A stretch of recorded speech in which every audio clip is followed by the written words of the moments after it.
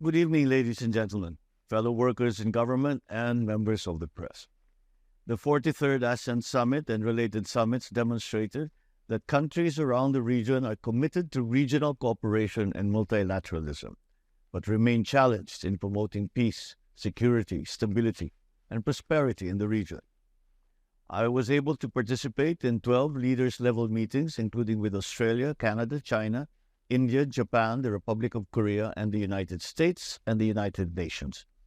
In these meetings, I promoted and highlighted key interests of ASEAN, such as food and energy security, migrant workers' protection, climate change, and digital transformation, issues that are of strategic importance to the Philippines. Fellow ASEAN member states and some external partners highlighted the importance of a rules-based international order. They also maintained that ASEAN is a competitive and integrated regional economy underpinned by the principle of centrality. The Philippines championed efforts to immediately operationalize guidelines in protecting migrant workers and family members in crisis situations, as well as combating trafficking in persons. I participated in the ASEAN Plus 3 Summit with ASEAN member states and China, Japan, and the Republic of Korea, where we discussed areas of cooperation such as food security, climate change, the digital economy, amongst other things. I also attended the East Asia Summit, which is the premier leaders-led forum on broad, strategic, political, and economic issues of common interest and concern.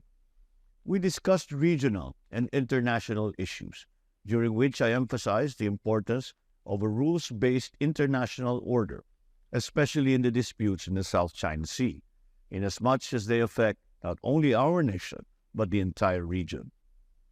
I reaffirmed that the Philippines is committed to the peaceful resolution of disputes and called on all countries to continue upholding freedom of navigation and overflight in the South China Sea.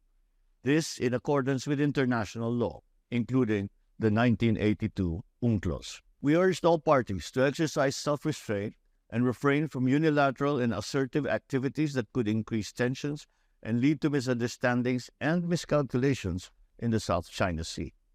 We also discussed significant regional and global issues, including the situation in Myanmar, the denuclearization of the Korean Peninsula, and the conflict in Ukraine, amongst other crisis areas. I met on a bilateral level the leaders of Cambodia, Canada, Cook Islands, India, Republic of Korea, and Vietnam, as well as with the president of the World Bank Group, where we had a robust and candid and very productive discussion. I also held informal talks with the Japanese Prime Minister Fumio Kishida and U.S. Vice President Kamala Harris on strengthening cooperation in key areas of mutual interest. On the sidelines of the summit, I met with top executives of select Indonesian companies who are looking at the Philippines to further expand their presence.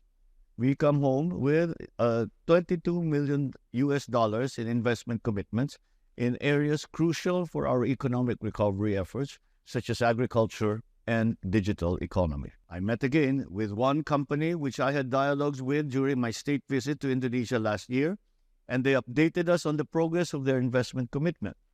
This is a clear testament that together we can make it happen in the Philippines. I also witnessed the signing of the Philippines-Republic of Korea Free Trade Agreement, which clearly demonstrates the shared commitment of both countries to their mutual economic growth and development. The FTA will strengthen our bilateral trade and investment relations with the Republic of Korea, especially as it generates jobs and contributes to the Philippines' value proposition as an ideal regional hub for smart and sustainable investments. The signing of the FTA is a testament to the realization of the many opportunities for complementation and collaboration between the Philippines and South Korea, and an even greater milestone for our economic friendship.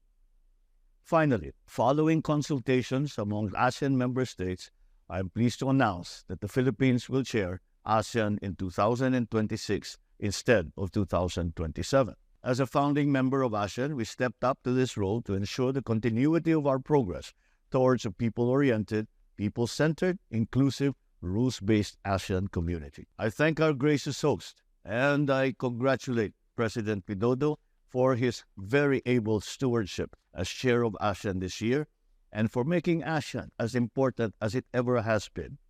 I also thank them for their very warm hospitality to the Philippine delegation, and I look forward to the able leadership of Lao PDR when they host ASEAN in 2024. Maraming salamat at magandang gabi po sa inyo lahat.